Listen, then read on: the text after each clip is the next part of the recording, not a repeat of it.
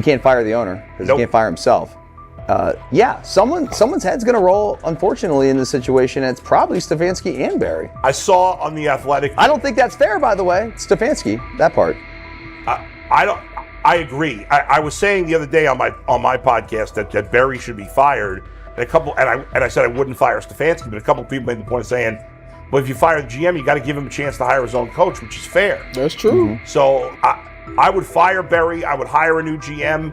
If that GM thinks Kevin Stefanski's a good coach, wants to stick with him. Right. The situation in Cleveland has escalated with the NFL. Sources indicate GM Andrew Barry is prepared to move on from head coach Kevin Stefanski if he refuses to elevate Shedeur Sanders. The Browns are weighing a major quarterback change. Leadership appears to be aligning behind Sanders and pushing for immediate action. This is a high-stakes decision about control and the team's direction. I think it's unfair for me to comment in I guess, maybe on behalf of the industry. All I can say is this, the time that we spent with Shedeur, and what he's done throughout his college career is impressive. He's an impressive young man.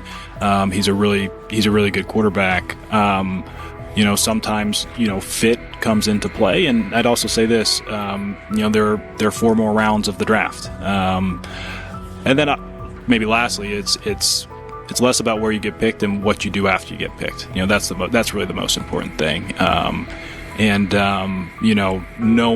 to know him over the course of the spring, he has a ton of resolve. Andrew Barry appears to be at a breaking point. Pressure from fans and within the organization to play Shedeur Sanders is intensifying. Barry is pushing for a move towards Sanders, while head coach Kevin Stefanski remains cautious about altering the depth chart. The divide is clear. One side wants acceleration, the other a measured rollout. The organization is under heavy scrutiny, and the focus has shifted to when, not if, Sanders sees the field. Has the 4th highest odds of any head coach this season to be fired. He's clearly on the hot seat. It's been a discussion for really a couple of years now, dating back to last season's 3-win season. And he's always had kind of hot and cold seasons. And now the sports books are saying he's 4th on the list. Number 1 is Mike McDaniel of the Miami Dolphins, Brian Dable of the Giants at 2, Shane Steichen at 3, and there is Kevin Stefanski plus 650 to be fired. This has moved beyond tension to outright stubbornness. Rather than elevating Shedeur Sanders, the staff has chosen Dillon Gabriel. The current depth chart looks less like a forward plan and more like resistance to change. Fans have been clear about who they expect to see, yet the organization keeps delaying. Every week without a real evaluation of Sanders slows development and blurs accountability. Cleveland is choosing a conservative approach when a decisive decision is needed, sending a message of uncertainty to both the locker room and the city. Now being the 3rd-string quarterback for the Cleveland Browns, was that so much was made out of unbelievable. He actually made the team as the 3rd-string quarterback. Like that was a big deal. Like that was somewhat of a surprise to a lot of people. He should have been the first pick in the draft. Kevin Stefanski appears to be doubling down to validate his approach. Despite sustained demand from Browns fans to see Shedeur Sanders reflected in chants, merchandise, and constant discussion, he continues to keep Dillon Gabriel in front on the depth chart. The decision functions as an assertion of control rather than a response to momentum. Even with clear signals from the fan base, Stefanski is staying with Gabriel and delaying a full evaluation of Sanders. It is a deliberate choice to maintain his plan and pacing, not to accelerate change. Cleveland is prioritizing continuity over recalibration, keeping any transition to Sanders on hold. But yeah, I mean, the Browns are in a tough spot. They have wasted. You traded a ton of high draft capital to get Deshaun Watson. You've gotten nothing out of Deshaun Watson and missed an opportunity. Like, who knows who they would have drafted. Now, maybe they would have screwed up those picks and the Browns would still be in bad shape. Andrew Berry is likely frustrated watching Dillon Gabriel default to conservative throws while the offense stalls. From a football perspective, this appears to be the hill Kevin Stefanski is choosing to stand on. Keeping Gabriel ahead of Shedeur Sanders has limited the unit's explosiveness and prevented a full evaluation of a higher ceiling option. Drives end quickly, field position flips, and momentum is lost while Sanders remains on the sideline. Fan patience is wearing thin. Each ineffective series intensifies criticism and shifts scrutiny toward the coaching staff's criteria for the depth chart. With every additional snap for Gabriel, the decision reads less like an open competition and more like rigid adherence to a plan that isn't producing results. The optics are clear. A dynamic quarterback sits while a cautious approach keeps the offense in neutral. If this continues, accountability questions will grow inside and outside the building. What performance benchmarks keep Gabriel ahead of Sanders? When will Sanders receive first-team reps in live situations to allow a fair comparison? The front office must decide whether to preserve continuity or pivot toward a timely assessment of Sanders. The longer the current approach stays in place, the more it signals stubbornness rather than adaptation, and the more pressure mounts to realign the plan with on-field output. I honestly see it happening if the Browns lose a bunch of games. Like if they get 5 wins or less, I see the report coming out now that Stefanski will be fired. I don't want it to happen. I want the Browns to be good, win a bunch of games. I think that they're going to be a team that is slept on and can at least get 7 wins, which is why if they don't, I see Stefanski getting all the blame for that, and there'll be a new coach in Cleveland. Because their players, to me, are there once again. We've talked about the incredible rookie class. The approach in Cleveland lacks consistency. One week, Andrew Berry signals he wants Shedeur Sanders on the field. The next, Dillon Gabriel gets the reps and the plan stays conservative. Through it all, Kevin Stefanski shows limited urgency despite pressure on his job security. Fans are asking for an offense that can push the ball, change field position, and produce points. Instead, the unit leans on short throws and cautious sequencing. Gabriel's play keeps the ceiling low and momentum static, while a full evaluation of Sanders is postponed. The result is growing frustration and a clear disconnect between the front office, coaching staff, and expectations in the stadium. The NFL tried to teach him and his father a lesson. You don't act like that. You don't talk like that before a draft. We'll show you how our game is played. We will watch you plummet all the way. I think he would have gone undrafted except for that owner in Cleveland. And he is the key to everything because he is something of an against-the-grain maverick owner. He's kind of a wannabe Jerry. Fan speculation is growing. Some believe Kevin Stefanski lacks confidence in Shedeur Sanders. Others think he's prioritizing Dillon Gabriel for reasons unrelated to performance. A more extreme view claims Stefanski is manipulating outcomes to secure a buyout. Whatever the motive, the risk is clear. This approach is straining his relationship with GM Andrew Berry and alienating the fan base. Pressure is rising, Berry's patience is running out, and supporters have shifted from requests to demands. If the current plan continues, calls for a change in quarterback and accountability will intensify. Many observers declared Deion Sanders was finished. They argued that his public style attracted unnecessary attention, that his health had deteriorated too far, and that his coaching career was approaching an abrupt conclusion. They misread his resolve. When speculation intensified, Sanders did not schedule a press conference or issue a formal statement. Instead, he released a short video recorded at his Texas home, walking alongside recording artist Lil Wayne. The footage established 2 facts. Although Sanders still walks with a limp, he remains active, and he intends to return to the sideline.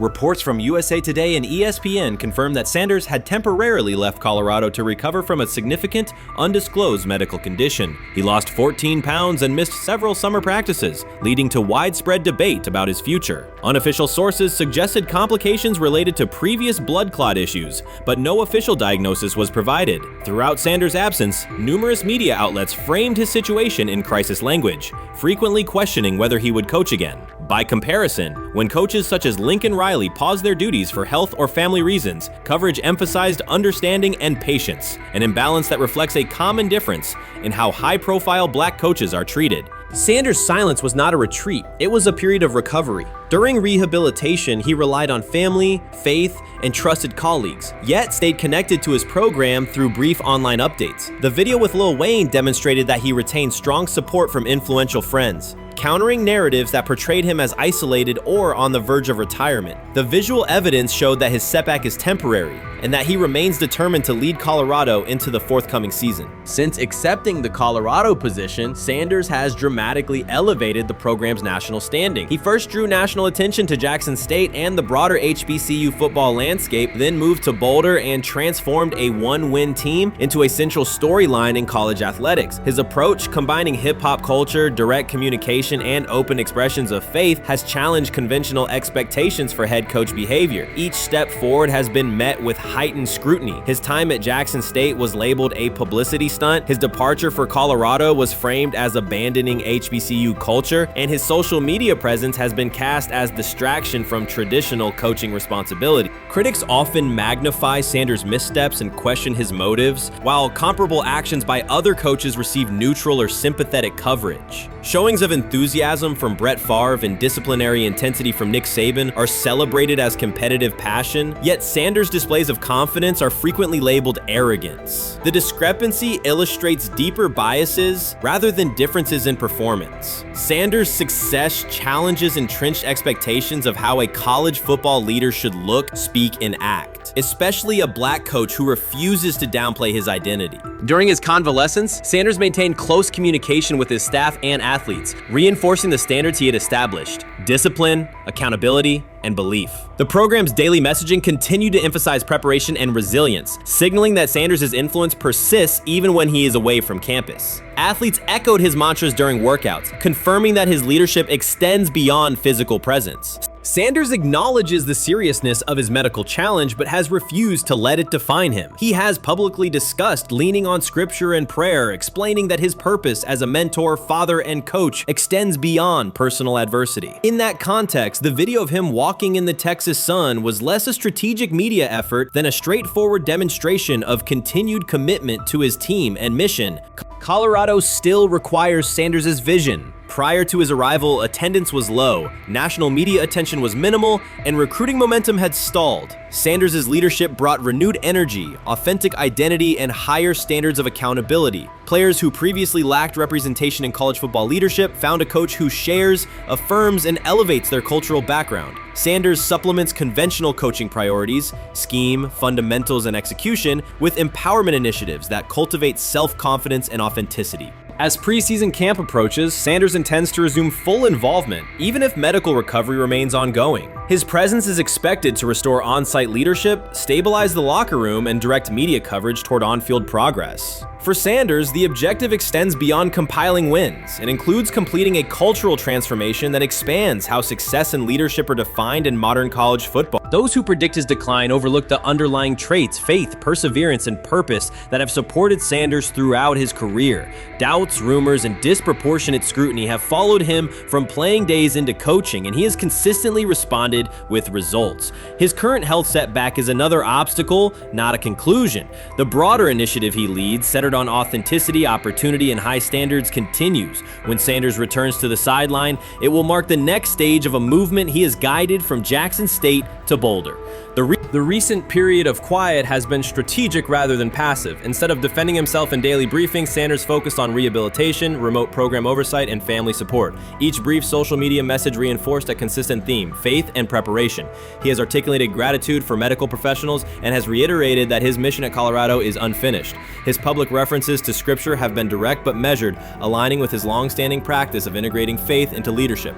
By walking through his ranch with Lil Wayne, Sanders signaled continuity. The clip underscored that influential supporters remain engaged, that Sanders' broader network values his vision, and that he remains capable of navigating physical challenges. The visible limp was not evidence of imminent retirement. Rather, it documented the reality of ongoing recovery and the resilience with which he approaches each obstacle. Colorado's athletic administration and football staff continue to affirm Sanders' program direction. Recruitment communications cite his established record in fostering cultural relevance and national exposure. Prospective athletes respond to a coach who presents a transparent path to development, both on and off the field. Current players refer to Sanders' coaching points with clarity, citing specific drills and expectations that remain unchanged during his absence. These indicators demonstrate that the core structures Sanders implemented are functioning and that his return will be an amplification, not a restart. Criticism regarding Sanders' public persona often conflates media style with coaching substance. Analysis from opponents suggests that social media engagement dilutes football preparation, yet Sanders' staffs emphasize time management and delegation. Defensive and offensive coordinators handle in-game adjustments while Sanders directs overall culture, recruitment, and leadership. He has articulated that visibility serves to amplify program accomplishments and enhance player opportunities, not replace strategic football planning.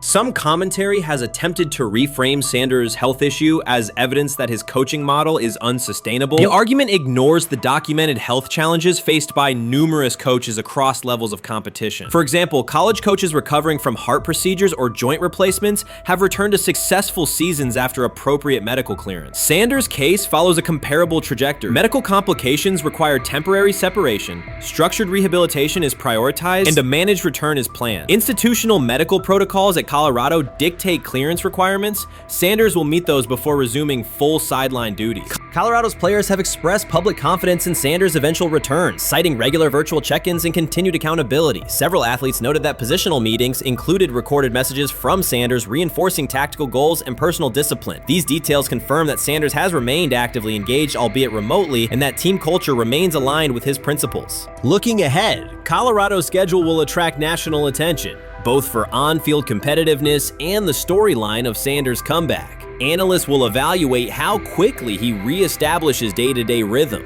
and whether his physical limitations influence practice oversight. Internal planning accommodates gradual escalation of responsibilities, with medical staff and strength and conditioning personnel contributing to phase reintegration. The broader significance of Sanders' return extends beyond Colorado. His visibility continues to challenge prevailing narratives about leadership styles and pathways in college athletics. By prioritizing authenticity, open articulation of faith, and cultural expression, Sanders offers a contrasting template to more conventional models. His eventual recovery and sideline presence will reinforce the argument that diverse leadership profiles can succeed in elite collegiate competition. In summary, rumors of Deion Sanders' coaching demise were premature. Verified reports confirm a substantial but temporary medical setback. He used the time away to focus on health, sustain program engagement, and rely on a support system anchored in family, friends, and faith. His recent public appearance demonstrated active recovery and reaffirmed his intention to resume leadership in Boulder. The forthcoming season will test Colorado on the field, but it will also underscore the durability of Sanders' vision, one that combines competitive ambition with cultural resonance. Observers who continue to question his longevity overlook the resilience and purpose that have defined his career. Sanders' return is imminent, and the movement he leads remains intact. Chris Carter's televised assessment of Shedeur Sanders triggered immediate pushback from Cleveland fans, local media, and even several Browns veterans. Carter dismissed Sanders, a fifth-round pick, as unprepared to start, and framed the growing interest around him as purely a byproduct of surname recognition. Since that segment aired, practice reports have told a very different story. Observers inside the Browns facility describe a rookie quarterback who is closing the gap on Kenny Pickett and Dylan Gabriel with surprising speed. Sanders first turned heads in rookie minicamp by directing the huddle with a calm that belied his inexperience. Position coaches reported that he rarely repeated mental errors during installation periods, a trait they rank highly when grading young quarterbacks. In organized team activities, he showed consistent timing on intermediate routes, kept turnover numbers low in 7-on-7 periods, and demonstrated early command of Kevin Stefanski's protection calls. That steady execution earned him a handful of first-team snaps, reps that would ordinarily have belonged to Pickett by default.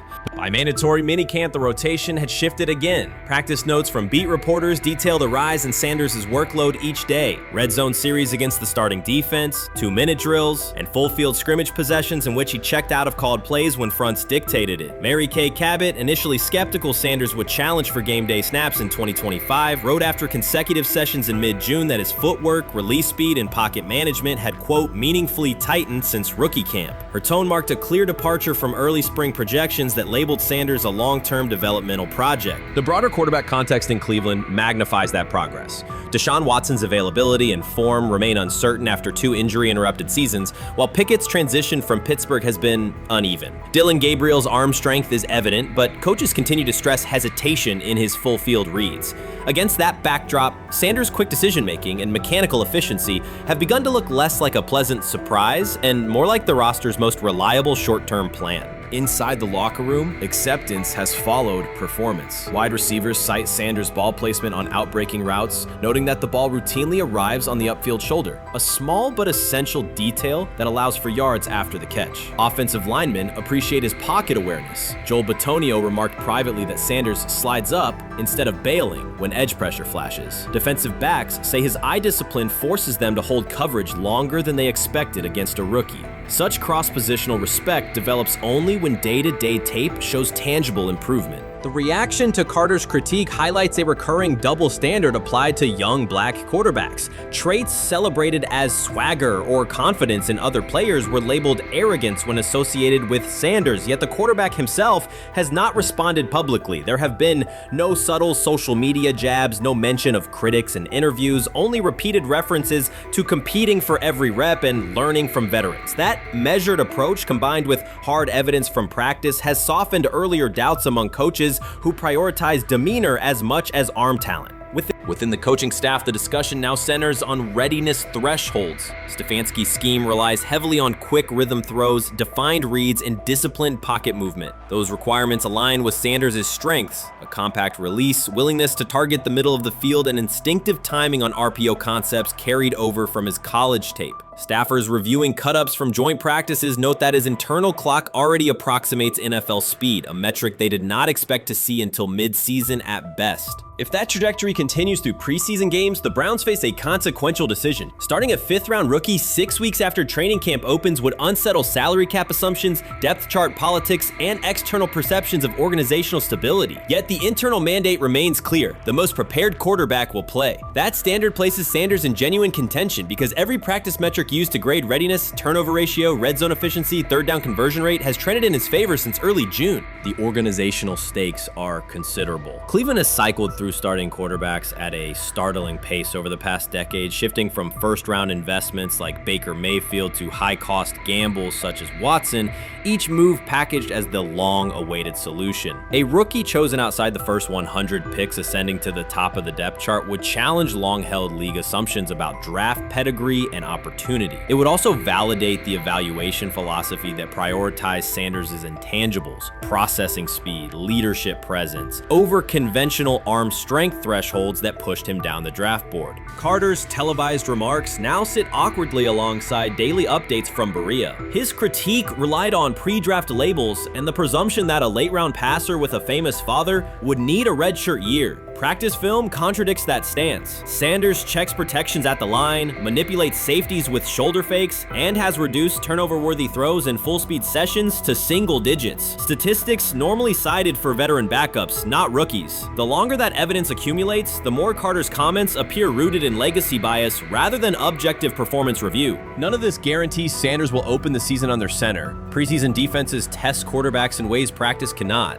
Defensive coordinators will disguise pressure and boundary rotation to force late decisions. Sanders must show he can adjust protections and exploit mismatches without the benefit of a controlled environment. Yet within the Browns facility, the conversation has shifted from if he will be ready to when. Quiet confidence from Amari Cooper and other veterans suggests they believe Sanders can steady an offense searching for consistency more than highlight reel heroics. Sanders' rise also affects long-term roster calculus. If he earns the job and performs competently, Cleveland gains starter-level production on a cost-controlled rookie contract, freeing cap space allocated to other positions. That scenario could reshape roster-building strategy in a division featuring Joe Burrow and Lamar Jackson, quarterbacks whose contracts consume significant percentages of team payroll. A capable, low-cost starter would allow the Browns to reinforce their offensive line and secondary while retaining core veterans, a competitive advantage few teams enjoy. For now, the focal point remains daily improvement. Sanders continues to arrive before sunrise, reviewing the previous day's install with the quarterback coach, then staying after practice to throw on-air routes with receivers low on the depth chart. Coaches track those habits closely because consistent routine underpins performance when adversity strikes in live games. Each incremental gain strengthens the argument that readiness depends on preparation and aptitude, not draft slot. Carter's segment reminded the league how quickly assessments can become outdated when they lean on perception over evidence. Sanders' steady climb up the depth chart underscores the counterpoint. In the NFL, tape is the final arbiter. Should Sanders translate practice efficiency to preseason success, the Browns may discover that the solution to their long-standing quarterback riddle arrived quietly in the 5th round, carrying little more than confidence and a willingness to work. While much of the NFL community attended the ESPYs in Los Angeles, Shedeur Sanders spent the day in Cleveland with families recovering from a residential explosion. He did not seek cameras or a red carpet appearance. He chose to be present in a neighborhood working through loss. Weeks earlier, an explosion at the Rainbow Terrace apartments in the Garden Valley neighborhood displaced more than 100 residents. Local officials reported that 42 families were left without housing. A father suffered burns over most of his body and remained in a coma. His 2 young children were hospitalized in critical condition. The damage extended beyond structures. Families lost possessions, stability, and routine. Cleveland City Council member Richard A. Starr described the moment as a family fighting for its future. Outside of local reporting, national attention was limited. Sanders decided to go to the site, meet residents, and help organize a day focused on relief and connection. The decision drew questions almost immediately. Some asked why he was not at the ESPYs, others questioned his motives. Sanders did not respond with counter-arguments. He explained simply that he felt an obligation to be present and that he would act on that conviction. This was not a team-scheduled appearance. He promoted the gathering himself, arrived without ceremony, and spent the day with residents. His approach emphasized listening, participation, and time. The event, which he called the Garden Valley Fun Fest, brought a large turnout over several hours. The purpose was straightforward: create space for families to reconnect and for children to play, even as recovery work continued. Sanders threw passes with kids on the blacktop, joined in games, and spoke with parents and grandparents about what they were facing next. He moved through the apartment complex and common areas with minimal staff support. Browns defensive lineman Michael Hall Jr. attended and interacted with residents as well. There were no speeches or staged moments. The focus remained on residents and their needs. Questions about visibility persisted as photos and short clips circulated online. Some criticism framed the visit as a substitute for a higher profile appearance in Los Angeles. Sanders kept to the same message. The priority was to support a neighborhood coping with displacement and uncertainty. He did not present the choice as a protest of any event. He presented it as the correct use of his day.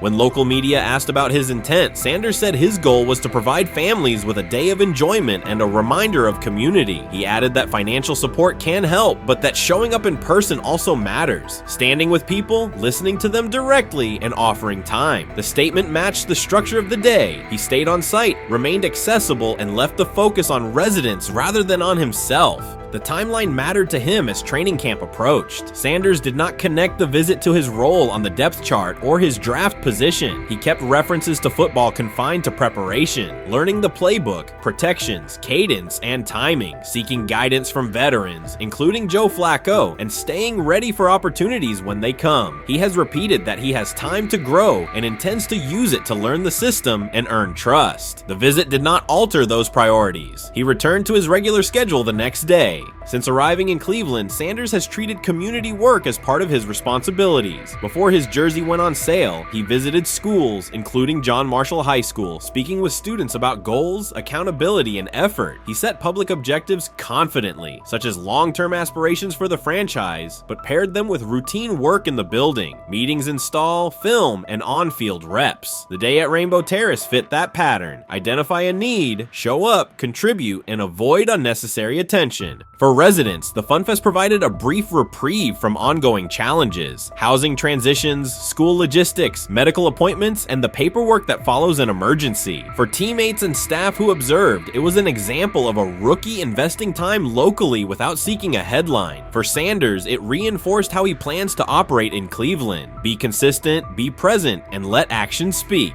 The setting at Rainbow Terrace underscored the scale of recovery ahead.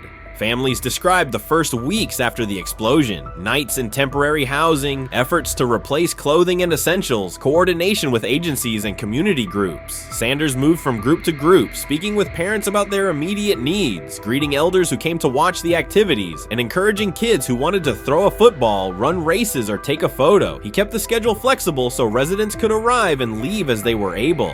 Community partners and volunteers handled tables for supplies, simple games, and refreshments. There were no sponsor banners or organizational pitches. Residents organized as they usually do, checking on neighbors, guiding children, and sharing updates. Sanders' role was clear: participate, make time, and listen. The presence of a recognizable player brought energy, but the purpose remained practical: create a normal afternoon in a place that had not felt normal since the blast. Online reaction covered the full range of opinion. Some posts praised the decision and the event's tone. Others questioned why a rookie would skip a high visibility awards show.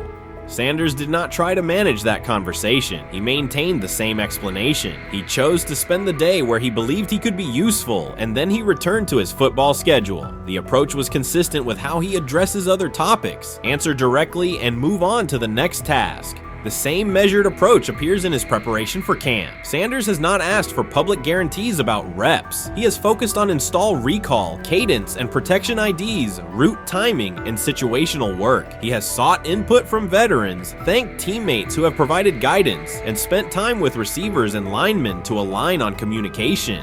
Coaches have emphasized that the quarterback competition is a process, and Sanders has accepted that framework. His emphasis remains on readiness. None of this overshadows the experience and resumes of other players on the roster. It does provide a clearer picture of how Sanders operates as a professional. He separates off-field actions from promotional efforts. He keeps football preparation focused on what he can control. He communicates with teammates across position groups so that timing and expectations are shared. He does not try to steer attention in his favor. He tries to make steady progress. The day in Garden Valley was one example. He arrived without a speech, stayed for hours, and left without an announcement. He did not ask for recognition. He offered time. Residents responded in kind. Kids lined up for catches and races. Parents and grandparents asked about camp and wished him well, and neighbors coordinated rides and schedules around the event. The atmosphere felt like a neighborhood gathering, not a media production. Local leaders who were present or who spoke later emphasized that recovery will take months. Families will continue to navigate housing, healthcare, and daily logistics. Events like the Fun Fest do not resolve those issues, but they help sustain community connections and morale. Sanders' contribution was to create a space for that to happen and to treat the day with the same seriousness he applies to practice: plan, execute, and keep the focus where it belongs. As the preseason approaches, Sanders will continue to compete for opportunities on the field. He has said he will be prepared when called upon, and that he understands the importance of mastering details before focusing on outcomes. The organization will make decisions based on evaluation, and he will accept the results while continuing to improve.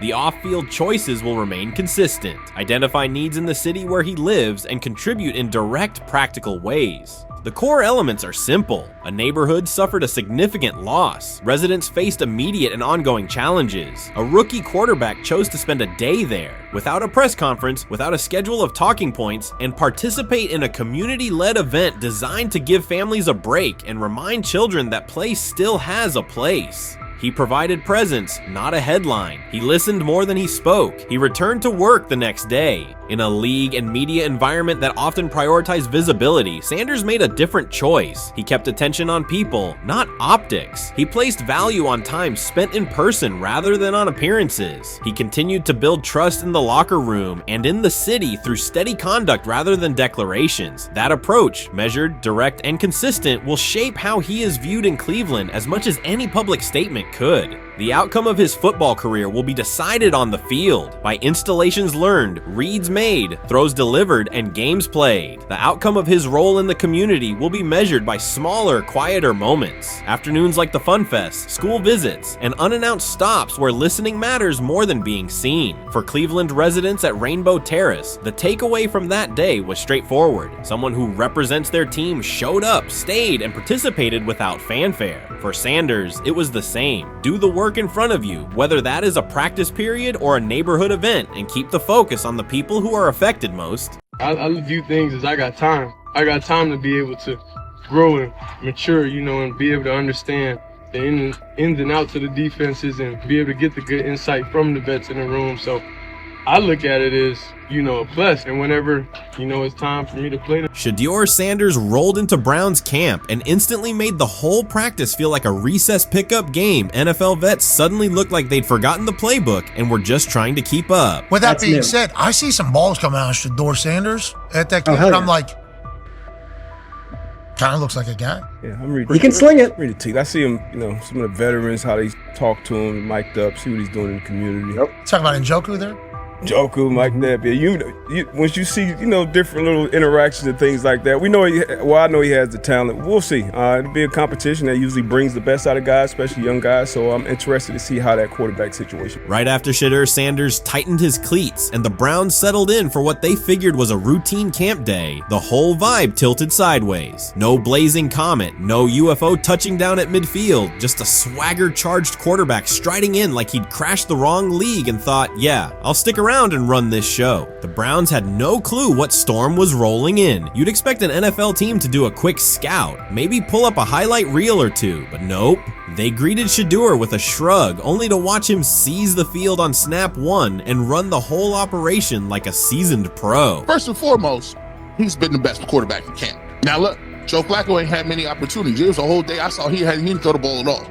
Here's my theory on the situation. They already know who's starting in the number 2 is. They already know. Joe Flacco and Shedeur Sanders is already locked up. You're missing the boat, people. You're missing the boat. Your boy, Kenny Pickett and Dylan Gabriel, they're fighting. Shedeur didn't merely clock in, he hijacked the session. One moment he's loosening his arm, the next he's roasting veteran QBs like faded names on busted draft boards. Defensive coordinators everywhere had the same gut punch reaction.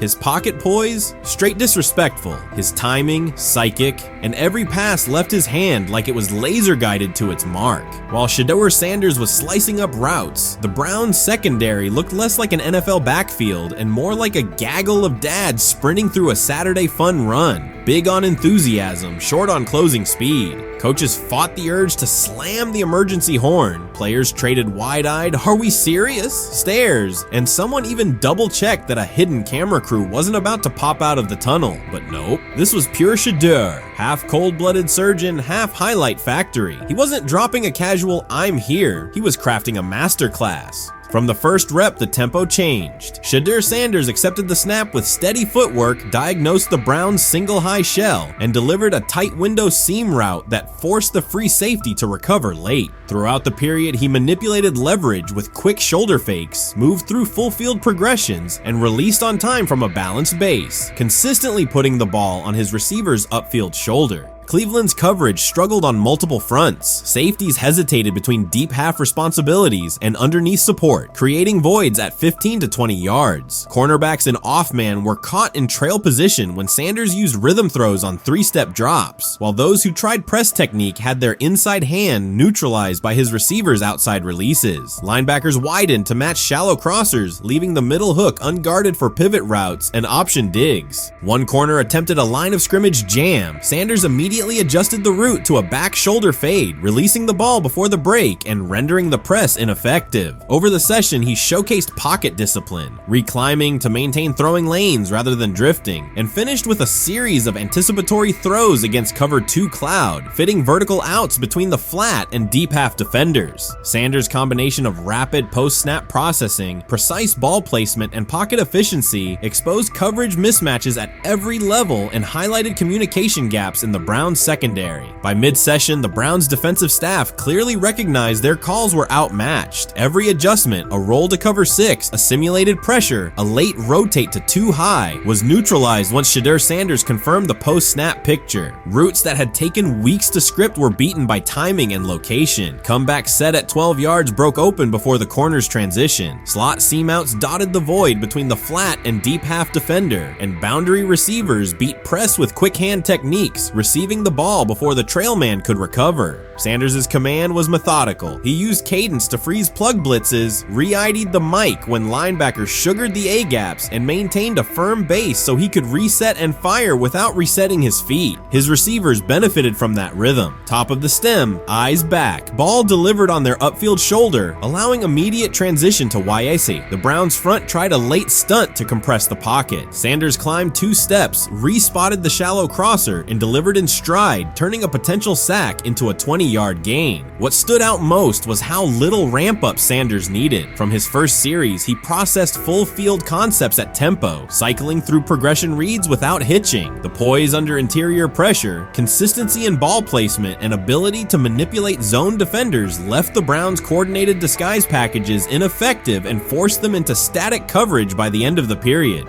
In short, Sanders' efficient mechanics, rapid processing, and anticipatory accuracy rendered Cleveland's defensive game plan ineffective at every level, from pre-snap disguise to post-snap spacing. Imagine there's many people that think Dylan Gabriel's a better quarterback than Shedeur Sanders. I don't care where they were drafted.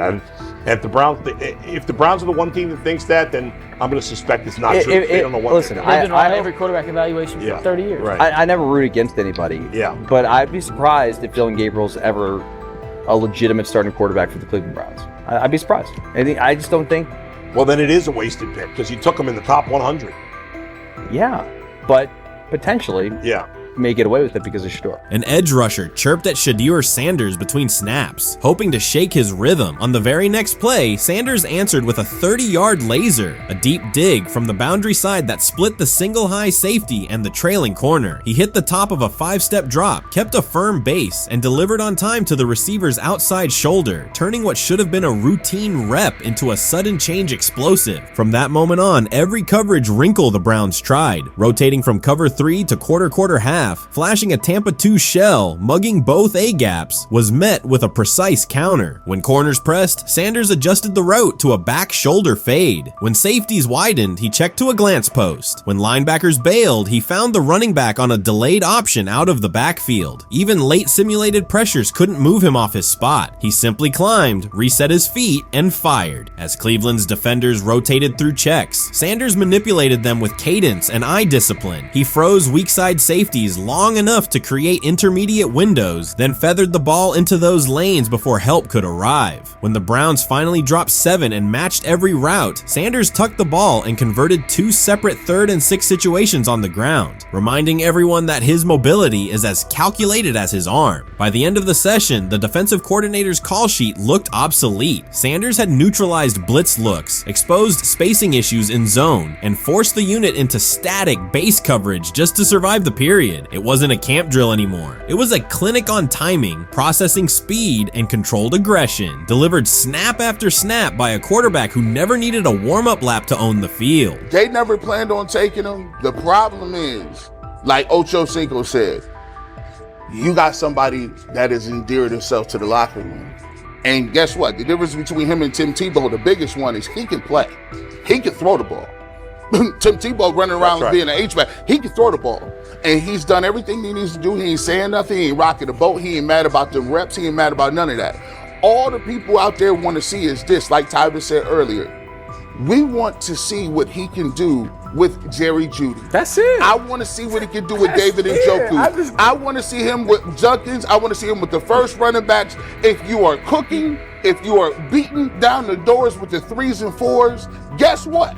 You deserve more. From the first team period on, Cleveland's secondary looked a step slow. A deep third safety hesitated on a post-snap rotation, leaving Shedeur Sanders free to climb the pocket and fire a 22-yard out that arrived before the defender could plant and drive. The supporting cast around him, players fighting for roster spots, not Pro Bowl invites, benefited from his command. Sanders used tempo to control the defensive front, altered protections at the line, and located throwing lanes so quickly that one receiver didn't register the catch until he crossed the goal line. As the Browns tried new personnel groups, coverage busts multiplied. Starters slipped out for hamstring stretches while rookies rotated in, only to find the ball arriving on their blind side before they'd completed a midpoint squeeze. On a later 3rd and long, Cleveland finally closed the interior rush lanes, compressing the pocket with 3 defenders. Sanders pivoted through the traffic, stepped into a narrow escape window, and, without resetting his shoulders, whipped a no-look pass to the boundary curl for a fresh set of downs. The throw turned a potential sack into an explosive play and left the coaching staff scrambling for answers. The people who are fascinated by Shedeur for whatever reason, whether it's his play, I guess, last year was kind of fun. If you're just like a guy who grew up like loving Deion Sanders and passed that love on down to your kids, I can see why you're like that. The one thing I will give them is you're looking at this quarterback room. If you're a fan of Shedeur and say, why can't he go beat Dylan Gabriel or Joe Flacco or Kenny Pickett? So I do understand that part of it, right? Because why not? Why couldn't he be a Brown starter in October or November? That looks like a quarterback room where everyone will get a chance to start. Shedeur Sanders doesn't ask for excuses. He hasn't blamed limited reps, patched together receiver groups, or 4th-string offensive linemen struggling against Cleveland's second-team defense. He shows up, works, and demonstrates why he belongs. On day 3 of Brown's training camp, for the first time since OTAs, he finally received something close to a fair opportunity. He lined up with the second unit during an 11-on-11 period and made the most of it. In 8 plays, he did what he typically does when given a chance. He executed. He went 2 for 2 on a quick series, finishing with a decisive throw to tight end Blake Whiteheart that immediately caught the sideline's attention. There was no hesitation in his drop, no unsettled feet, and no panic. Just firm, accurate timing and clean operation. It raised an obvious question. What has taken so long for the Browns to evaluate him with a functional group? The story isn't only about one throw, it's about the delay before it. Sanders has been the guy for most of his football life, commanding high school programs, starring in the Southwestern Athletic Conference at Jackson State, then operating under national attention at Colorado. For the first time, he's been told to wait. He has treated that reality as part of the job rather than a setback. He has prepared like a professional since the moment he arrived, and on the 3rd day of camp in heavy heat, he let the football represent his case. While coverage focused on the veteran presence of Kenny Pickett and Joe Flacco, Sanders made an impression with minimal volume. The difference with the second team was immediate. Protection held up, routes were on schedule, and progressions unfolded as designed. Within that structure, he looked like the quarterback who led efficient offenses at Jackson State and Colorado. Calm in the pocket, decisive in his reads, and accurate to tight windows. This was not simply a good practice period, it was a clear statement. He was not just operating the script, he was directing it. The timing was sharp, the reads were clean, and the seam throw to Whiteheart was a high-level anticipation throw, professional in placement and pace. The narrative around Sanders should reflect that when he is placed in a workable situation, his strengths are visible. Early work with 4th unit personnel included protection issues and unreliable spacing. With the 2nd unit, those variables stabilized and his work looked consistent with his resume. The performance supported a straightforward conclusion. The evaluation should move forward with higher quality reps. Sanders has been explicit about his approach. He does not request special treatment. He intends to be prepared so that when an opportunity appears, he can step in without a drop-off. He has said he wants to be ready for anything and not offer explanations after the fact. That mindset fits what teammates and coaches have observed. A quarterback focused on the assignment, not the conversation around it. The conditions were demanding: relentless sun, heavy humidity, and a practice tempo that stressed decision-making. Many players fatigued as the session wore on. Sanders did not show signs of rushing reads or forcing the ball. He managed the pocket, reset his base when necessary, and continued to deliver on time. The path he has taken, HBCU starter in the SWAC, then Power 5 starter under constant attention, has prepared him for compressed evaluation windows. He has been under scrutiny for years. The heat did not change his process. He moved defenders with his eyes, anticipated breaks, and stepped into throws with balance. The crowd was not chanting his name, and there were no ovations. That was irrelevant to the task. He is focused on the locker room and the staff, and he is building credibility the same way he did at previous stops, by being reliable when the ball is snapped. Quarterbacks coach Bill Musgrave has emphasized ignoring external noise and keeping attention on install, footwork, and timing. Sanders is familiar with the dynamic. He has been followed by cameras and commentary since his early teens. He has experience living with attention and still adhering to routine. Under heat, with a narrow set of snaps and multiple decision points, he stayed composed and effective. 2 speeding citations, 91 miles per hour in Brunswick and 101 miles per hour in Strongsville, became national items. General Manager Andrew Barry characterized the decisions as not smart and stressed that it's not only about driving fast, but about the safety of others. Sanders accepted responsibility, stated that he learned from the incidents, and said he would follow the rules. The attention to those citations did not alter his daily schedule or his practice preparation. He arrived early, stayed engaged, and kept the discussion centered on work. Away from the field, he spent time at Rainbow Terrace in Cleveland after a significant apartment fire, distributing supplies and checking on families affected by the incident. There was no formal media rollout around the visit. It was an instance of direct engagement with the community without publicity attached to it. That reflects the same approach he shows inside the building. Do the work first. Sanders treats each rep as if it might be his last for the day and his only chance to show a specific element on tape. He prepares for protections, cadence variations, route adjustments, and timing with a level of detail that compresses the learning curve. When he is not under center, he studies coverages from the sideline, charts plays, and reviews video before and after practice. He writes down the next day's calls so he can anticipate checks. He has referenced using virtual simulation tools to replicate snaps he does not receive physically. That is not a passive stance, it is an active attempt to reduce the distance between classroom and field. He is building relationships across the roster, not just with projected starters. He communicates with defensive backs to understand what they see and how they react to certain stems. He spends time with offensive linemen to align on cadence and protection calls. He connects with newer players away from the facility so that communication improves in practice. That is practical leadership, consistent, low visibility work that becomes obvious when the ball is snapped and the operation is smooth.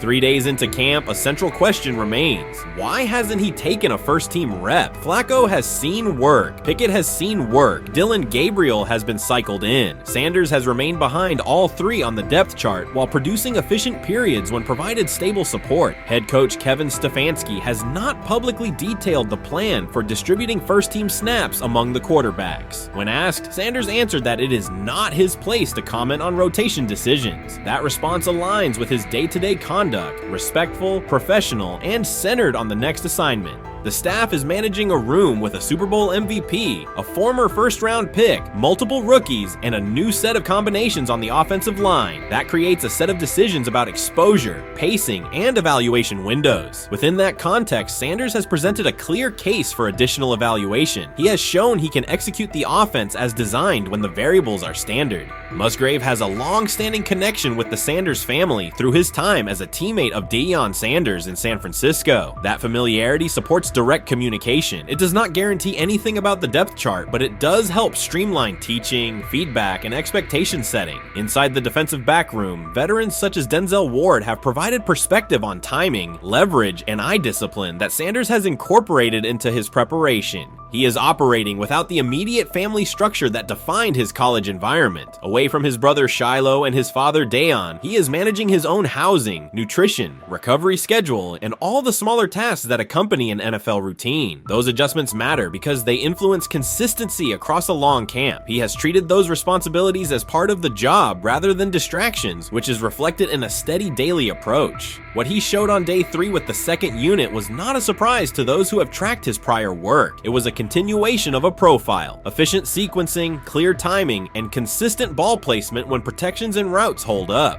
The 8-play period was short, but it was enough to reinforce the point. He doesn't need a large sample to demonstrate baseline operation. He needs a fair sample to test ceiling and adaptability. There is also the matter of perception. Public attention concentrated on the speeding tickets and the general manager's response. Less attention fell on the preparation, the efficient period with the second team, or the community engagement at Rainbow Terrace. That imbalance is common in training camp narratives. Sanders has handled it by keeping his answers simple and his focus on football. He has not tried to redirect the conversation. He has done his work and waited for additional reps. The objective next step is straightforward: expand the evaluation with higher unit personnel and standard opponents. That does not require a complete reshuffling of the depth chart. It requires allocating a defined sequence of first-team snaps so that timing with starting receivers and protections with starting linemen can be measured on tape. The staff can then compare operation speed, accuracy under pressure, red zone decision-making, and 2-minute mechanics against the other quarterbacks. That is the most direct way to clarify the competition. None of this dismisses the experience or track records of the veterans in the room. It emphasizes that the purpose of camp is to test assumptions with current performance. Sanders has provided enough evidence with the second unit to justify a broader look. He has shown that the pace of his feet matches the pace of his eyes, that he can hold safeties with his shoulders, and that he can drive intermediate throws without float. He has also shown discipline to take the clean completion rather than force the vertical shot when leverage dictates otherwise. Every day, he has addressed the controllable items: meetings, note-taking, install recall, cadence management, and post-practice review. He has not asked for public guarantees. He has asked for an opportunity to compete on comparable terms. The 8-play sequence with the second unit was a small but clear example of what he can do when those terms exist. The staff's communications have been measured. Stefanski has not laid out a schedule for first-team rotations publicly. Barry addressed the speeding incidents directly and emphasized standards for decision-making off the field. Sanders accepted the criticism, adjusted his behavior, and moved forward. Those are the relevant facts. What remains is a football evaluation that can only be completed by giving him snaps with the top group and measuring the results. If that evaluation occurs and he performs at the level he showed with the second unit, the conversation will shift from potential to placement. If it does not occur, the question will persist through camp. Why not test the full picture? Sanders has built a case based on preparation, poise, and execution. He has demonstrated leadership by building relationships across the roster. He has shown maturity in handling external issues directly and moving on. He has given the staff reasons, on the field and in the building, to continue the process.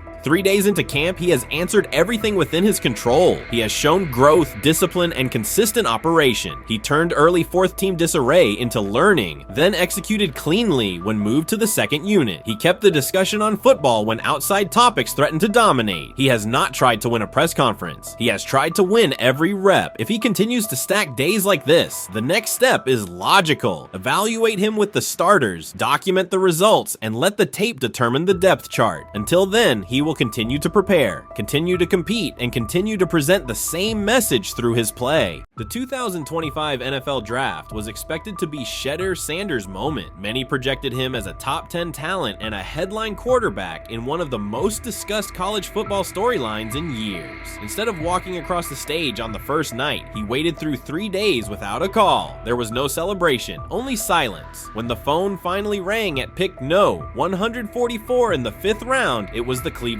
Browns. With that selection, the financial outlook changed dramatically. The Sanders family believes this was not a typical draft slide, but the result of coordinated action. They are pursuing a $100 million lawsuit alleging collusion across parts of the league. In the months before the draft, Sanders was consistently discussed among the top quarterbacks in the class. Television and digital analysts praised his poise, accuracy, leadership, and command. Scouts highlighted a 74.1% completion rate, record-setting stretches at Colorado, and his rise from an HBCU star to a national figure. Consensus expectations placed him in the first round or early second. Draft night unfolded differently. As picks accumulated, there was little indication that his name would be called. The atmosphere at his private gathering shifted from anticipation to doubt. When the Browns selected him late on day 3, projections for his first contract dropped from an estimated range in the mid-$30 million to approximately $4.6 million, with corresponding reductions in likely endorsements and long-term positioning. According to Deion Sanders and others close to the family, this was not about performance, injury, or conduct. They argue it was coordinated. Attorneys were contacted immediately. The allegation is straightforward. Sanders' value was suppressed intentionally. The family's position is that this was a calculated decision within parts of the league, not an isolated set of evaluations. The legal claims focus on communications that, if authenticated, could be significant: internal emails, text messages, and owner-to-owner conversations. The family's representatives contend that these materials show a deliberate effort to avoid drafting Sanders in early rounds based on perceived image concerns rather than football merit. One message reportedly under review framed the decision in branding terms. Drafting Shedeur would mean inheriting the Prime brand. The complaint asserts that this view led some teams to discourage others from selecting him unless necessary, not for film-based reasons, but to avoid perceived attention and external pressure tied to his family's profile.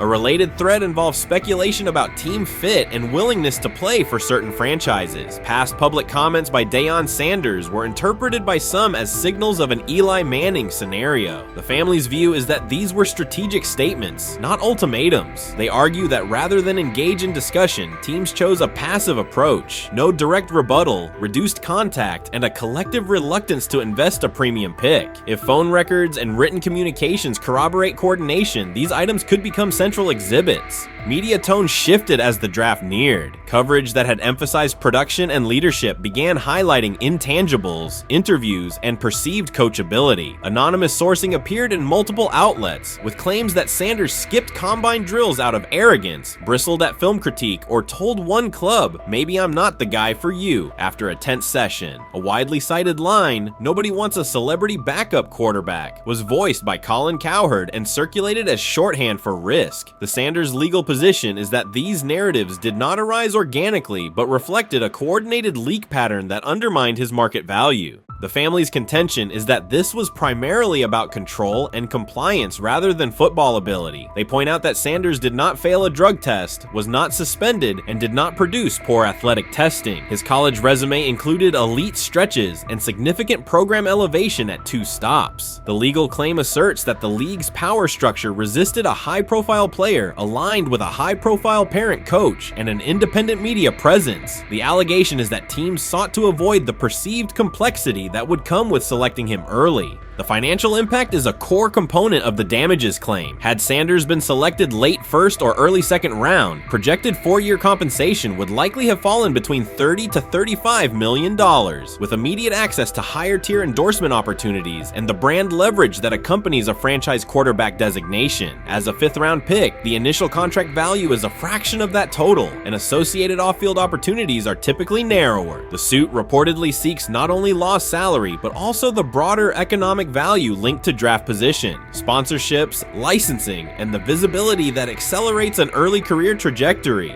The filing's scope, as described by sources close to the family, extends beyond the league office. It may involve media outlets, scouting firms, and specific executives if discovery shows coordination or materially false statements that affected value. The argument is that the draft slide harmed not only Shedeur, but also the broader Sanders brand, affecting perceptions of Deion Sanders as a recruiter, coach, and public figure. The family's view is that narrative construction around brand risk and celebrity backup produced a measurable economic and reputational loss. If a court authorizes discovery, the process would likely compel emails, internal draft notes, and message archives from teams and third-party intermediaries. Subpoenas could be served on media organizations for sourcing records related to anonymous quotes. That level of transparency would be unusual and could reveal how information flows during pre-draft periods. The legal theory moves beyond a single player's evaluation to the draft's integrity, whether owners or executives acted in concert to reduce a prospect's value for reasons unrelated to football performance. The league has not publicly addressed these specific allegations. Background comments from executives characterize the claims as overreach. The family's camp maintains they have documentation sufficient to proceed. The comparison points referenced by observers include Deflategate, Spygate, and the Colin Kaepernick grievance, not because the facts are the same, but because of the potential scope, policies, practices, and the balance of power between the league and individuals challenging its processes. Another dimension of the dispute involves how the NFL perceives Deion Sanders, Coach Prime, and the autonomy he promotes. He built a large media footprint around his programs at Jackson State and Colorado, elevated his players' profiles, and spoke openly about fit and leverage. The family contends that this visibility, combined with statements about preferred destinations, triggered resistance. The complaint frames the response as a preference for compliance and predictability over independent branding and public negotiation.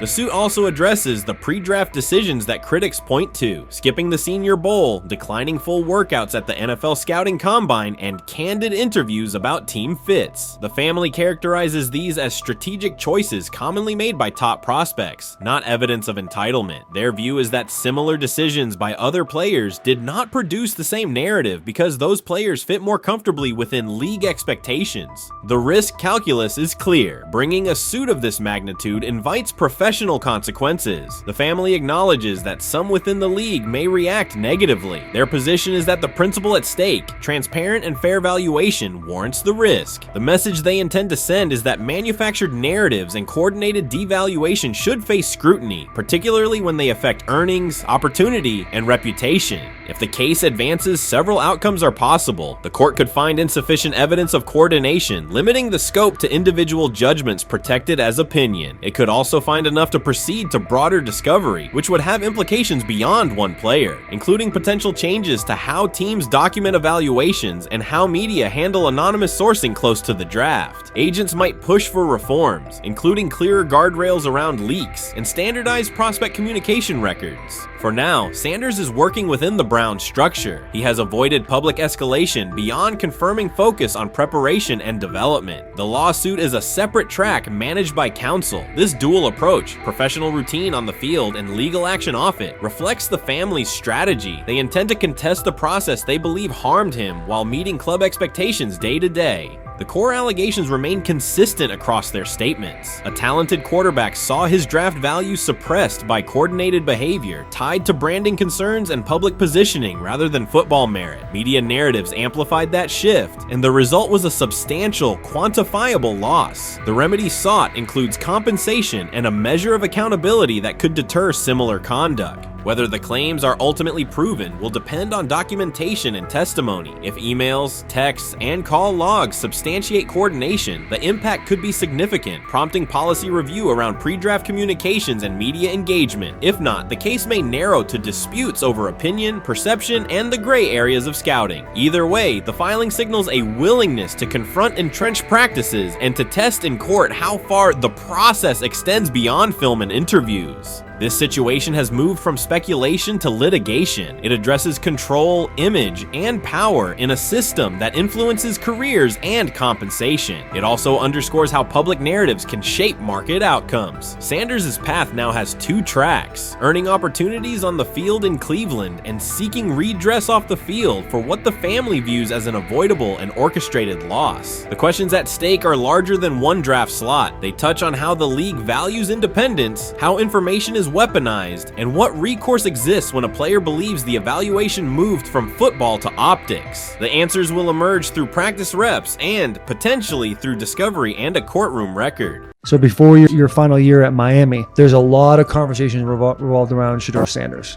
Obviously, I'm assuming you guys have a great relationship. Some of the clips you've seen and stuff like that. What is it like for you to have like this rivalry with Shedeur? I don't have a rivalry with him.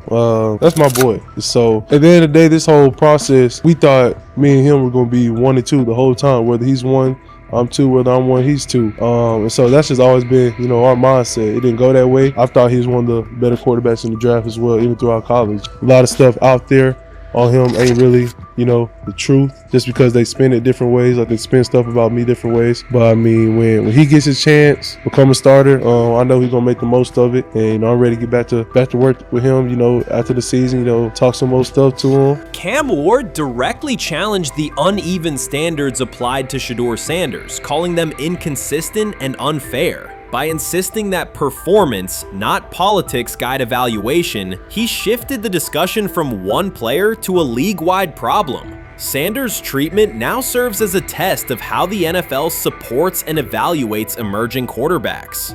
I feel a special relationship, especially me.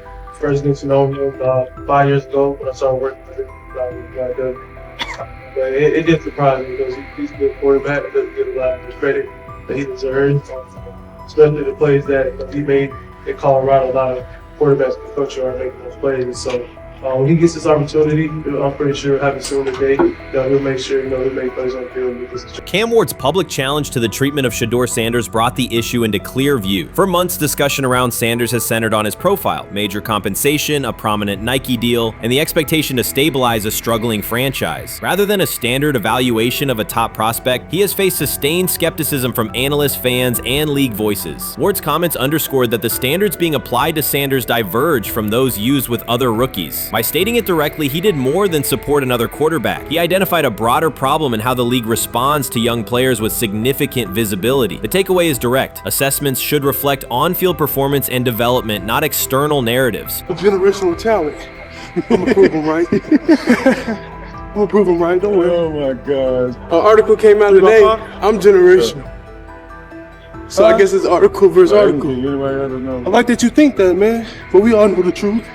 What? Trav gonna be first? You generational, I'm legendary. That's cool. We can be legendary. Legendary get their ass. We'll start doing it like 5 minutes. Shedeur Sanders entered the league with more than a playbook. He brought a public brand, a family legacy, and expectations unusual for a first-year quarterback. Before his first regular season throw, he was already positioned at the center of attention. Rather than assess him on that reality and his on-field ability, many voices reduced him to marketing, treating visibility as proof of hype instead of performance. Cam Ward pushed back on that framing. His point was simple: judge Sanders by the same criteria applied to other rookies. With Sanders' resume, production, leadership, and composure, most first-year quarterbacks would be discussed as long-term cornerstones. The evaluation should be consistent, focused on development and results, not perception. This is the process with Shedeur, who I know is a buddy of yours, and how do you think both of you guys will end up doing the league? I think we'll both end up being one of the best quarterbacks in the league. I just think the work that me and him are willing to put in, the relationship we have to constantly compete each and every day to, better our craft, for ourselves. I just think it's going to end up paying off for us in the long run. Do you guys kid each other about who's going first, and how much does that matter to you? Yeah, we play around, we joke around with it. It really don't mean nothing. The draft pick will never mean anything. At the end of the day, you got to show whether you can prove each and every Sunday. You can't just do it 1 year. Disrespect shows up in two patterns. First, Shedeur Sanders is repeatedly framed through his father, Deion Sanders, as if lineage erases his own work. Discussion drifts to pedigree instead of what the film shows. Second, his visibility is treated with suspicion. His audience reach, partnerships, and ability to lift ratings are labeled hype rather than recognized as value. Instead of acknowledging that he drives demand and expands the stage for his team, critics call it an unfair edge. The result is a skewed evaluation. Star power is held against him while on-field production gets pushed aside. The standard should be consistent. Assess the tape and the development, not the last name or the attention it brings. Well, Ward or microfact? Cam Ward's remarks went beyond defending Shedeur Sanders. They confronted how the league manages star power. The reality is simple. The NFL markets visibility, but resists it when a player doesn't follow the expected script. Rookies are supposed to be quiet, deferential, and grateful for limited leverage. Sanders arrived with leverage, brand reach, major endorsements, and confidence. And that presence was recast as entitlement. Instead of treating those factors as earned advantages, much of the commentary used them to diminish him. Ward called out that contradiction. The same influence the league sells to audiences is criticized when a young player exercises it. His point is a standards problem, not a personality dispute. Evaluate Sanders on his preparation, leadership, and results. Don't penalize him for having a platform or for using the leverage that the modern NFL itself helps create. Now it sounds like the Cleveland Browns are going to all but imprison Shedeur Sanders in the football sense of a very talented rookie quarterback who obviously needs reps, needs an opportunity, and who now, barring some miraculous luck, will not get the opportunity to play in a single real game. I'm sure many around the NFL are celebrating as we speak. They are chuckling about this. Many in the NFL wanted to teach Shedeur and his daddy. Cleveland became the center of the conversation. With Shedeur Sanders attached to a major Nike partnership, the expectation was straightforward. He should be given real game reps. The Browns instead leaned on Joe Flacco as the default choice, treating stability as the safer path while sidelining a quarterback with clear cultural and commercial pull. Each week Sanders didn't see the field, scrutiny grew. Commentary questioned the value of his contract environment and relevance, and fan debate shifted from development to doubt. That wasn't measured evaluation. It was a delay framed as prudence that eroded confidence in the process. Cam Ward reset the terms of the debate. He pointed to an uneven standard. When veterans or other young players secure significant endorsements, it's considered smart business. When Sanders does it at scale, it's recast as ego or hype.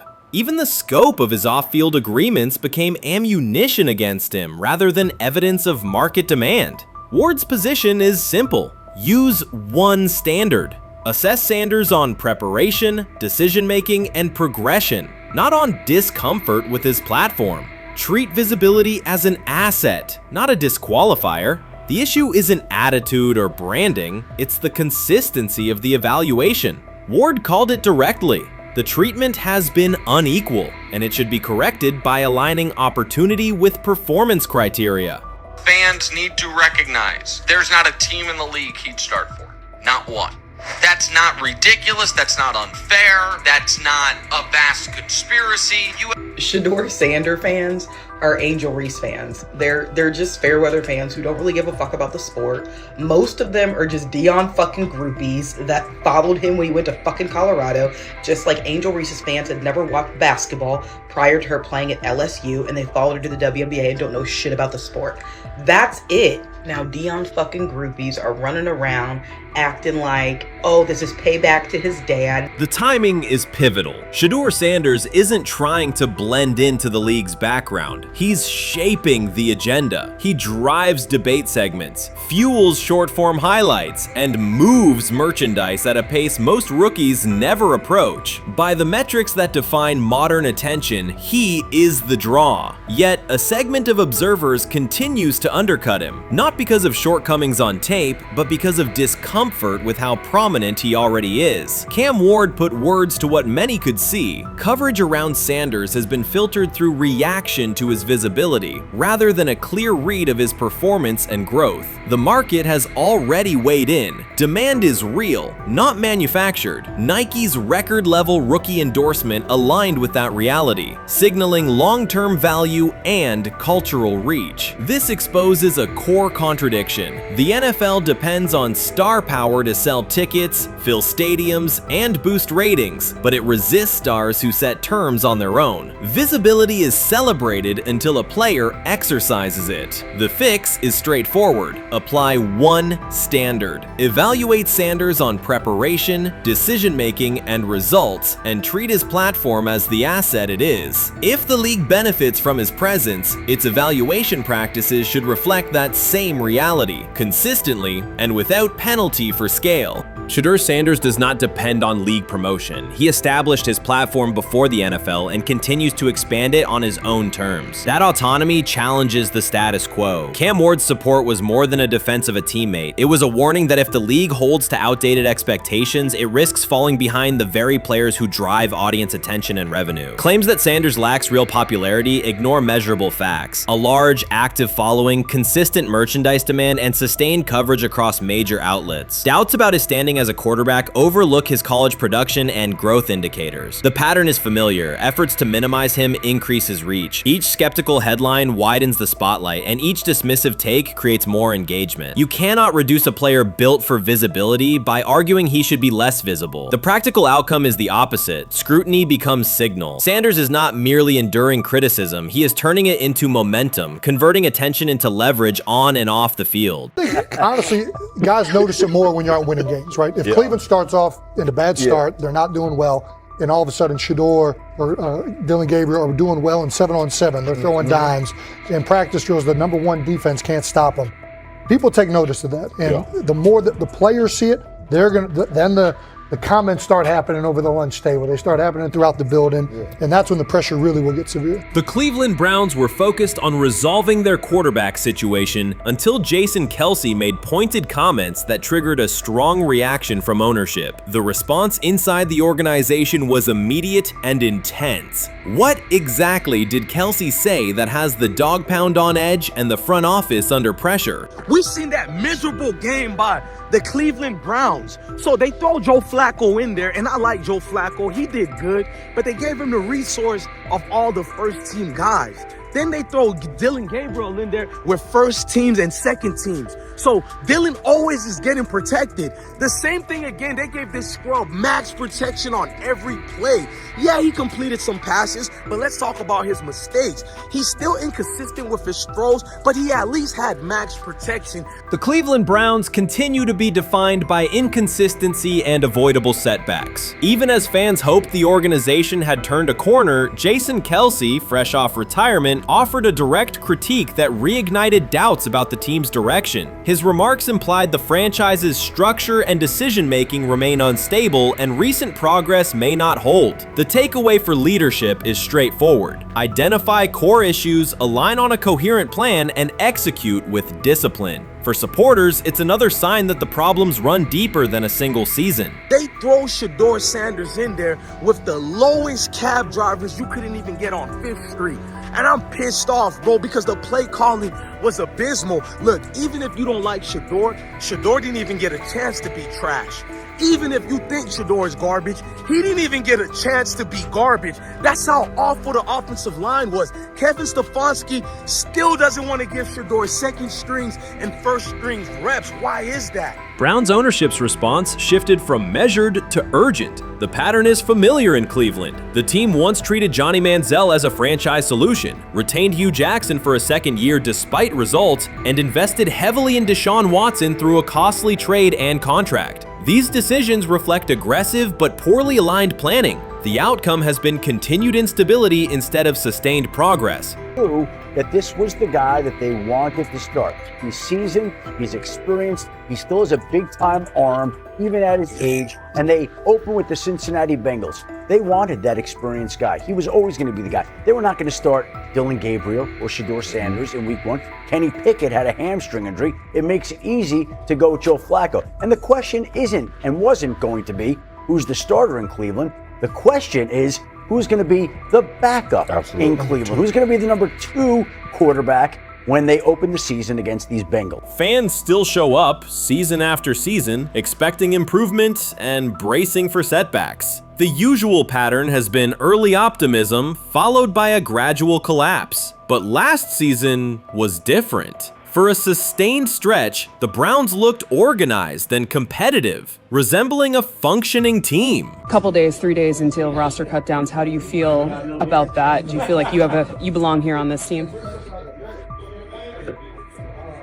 Obviously, I think overall as a player, I feel like I put in the work. I feel like everything I do, I try to do it to my best, and that's all I ask for. So I feel like everybody feels like, they should be on the team, and if you ask anybody on the team, would they feel like they belong, in their own eyes. So I feel like I do, but I'm my own player, I think about myself in a high regard. The front office entered the offseason confident. Kevin Stefanski was being praised and the Dog Pound believed the team had made real progress. Then Jason Kelce delivered a pointed assessment that cut through the optimism. Fresh into retirement, the former Eagles All-Pro and Super Bowl champion said Cleveland still looks like a team patching over issues rather than building a durable contender. Kelce's view was direct. The Browns' structure is fragile, and the roster is too dependent on perfect health at quarterback. He argued the team is one injury away from losing continuity and sliding backward. Because Kelce has operated inside a stable, championship-level organization, his comments carried weight with players, media, and fans. The reaction was immediate. People took his critique seriously, not as outside noise, but as an informed evaluation of how a successful team should be built. Ownership also felt the impact. Jimmy Haslam's response shifted to urgency, a sign that leadership recognizes the stakes. The criticism arrives in the context of prior high-risk decisions, especially the fully guaranteed $230 million commitment tied to Deshaun Watson. Watson has missed time and shown inconsistency when available, and the contract has constrained flexibility. Kelce's remarks highlight why depth, alignment between the front office and coaching staff, and a clear contingency plan at quarterback are non-negotiable. The takeaway is straightforward. Cleveland must convert last season's progress into a stable framework, protect the quarterback, deepen critical positions, and establish a plan that survives injuries and short-term setbacks. Without that, the games that fueled optimism will remain temporary. If you're a betting man, who do you think starts for the Browns at quarterback? Okay, this is the situation. Kenny Pickett, they actually traded for him. Joe Flacco, no one's bringing Joe Flacco in the building thinking Joe Flacco's going to be the starter. If Joe Flacco is your starter, you got a problem. You have a huge problem. And if they were saying Shedeur was the starter as the 5th rounder, you got a real problem too, because he passed over all these guys in these reps in the offseason in shorts, in bikini shorts, Speedos and stuff. No. that kind of stuff. So I'm not that surprised. When you put down a 3rd round pick on a quarterback, you do believe he has a certain skill set. Jason Kelce stated the obvious. Cleveland committed to a quarterback who hasn't played at an elite level in years, and Joe Flacco's playoff run didn't change the long-term outlook. Ownership appeared more upset that the criticism was public than by the substance of the critique. Many fans agreed. They've seen this pattern before. Rosters age, injuries are inevitable, and when a single contract dominates the cap, one setback at quarterback can undermine the entire season. Kelce's broader point was about structure. The Browns prioritized the high-cost, uncertain starter over depth and contingency. The late-season surge masked issues that remain: limited cap flexibility, thin depth at key positions, and an offense that lacks a credible plan B. Fans recognize how quickly a strong defense can decline with injuries, and how an offense without redundancy stalls. The AFC North raises the stakes. Baltimore with Lamar Jackson sustains a top standard. Cincinnati with Joe Burrow returns to contention when healthy. Pittsburgh rarely slips below .500 under Mike Tomlin and wins with defense and consistency. In that environment, Cleveland can't rely on perfect health or peak form from one player. The path forward is clear. Diversify cap allocation, reinforce the offensive line and receiver depth, carry a legitimate backup plan at quarterback, and install a scheme that functions regardless of who is under center. Given what we saw yesterday with Shedeur Sanders, somebody on the Cleveland Browns is 100% getting fired, probably by the end of this year. The person who's probably going to end up getting fired is Kevin Stefanski, because I know that he didn't want Shedeur Sanders on the team. It was Andrew Berry who made that pick. You can't really go against your GM. Bad things happen in this situation. But Shedeur Sanders is not without fault for what we saw yesterday. This is the play that we saw yesterday that has the internet just exploding, where Shedeur Sanders took like a 24-yard sack.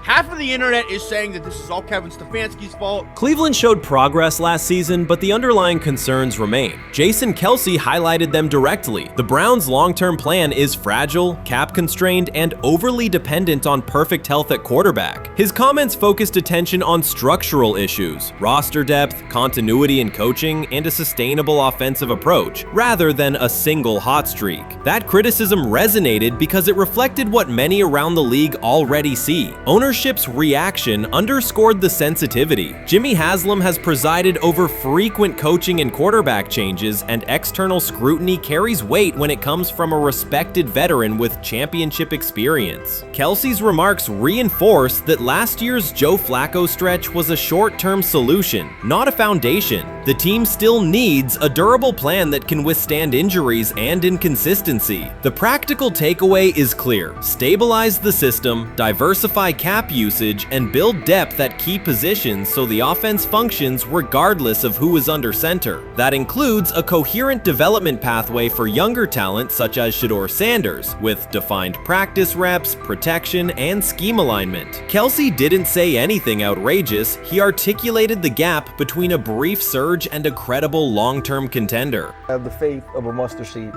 Right, because this is the greatest resurrection since Jesus the Christ. Right, like at some point, Joe Flacco was thinking about getting into TV. Yeah. Right, Joe Flacco didn't have a job, and then now you not only come back and start for the Cleveland Browns late in the 2023 season, but they came back around to you, and you're now the day one starter for a franchise that just 2 years ago was in the playoffs. The Browns' quarterback situation remains unsettled. Deshaun Watson was expected to be the long-term answer, but injuries and inconsistent play have prevented him from reaching an elite level. When the team turned to Joe Flacco after Watson's season deteriorated, Flacco immediately lifted the offense and produced results that highlighted the gap between expectations and reality. That a 39-year-old late addition could outperform a $230 million starter was not just a short-term surprise, it raised fundamental questions about roster construction and evaluation. quarterback depth has been fragile, and the late season surge masked broader structural problems. Jason Kelce's remarks made that clear. Cleveland is vulnerable if the starter is unavailable, cap flexibility is limited, and the offensive plan lacks a stable contingency. His critique drew attention to leadership and planning as much as on-field performance. Jimmy Haslam's strong reaction reflects the pressure on ownership. The organization has promoted a message of stability and progress, but Kelce's assessment suggested those gains are not yet durable. The path forward requires a realistic approach to the cap, a credible backup plan at quarterback, and a system that holds up regardless of personnel.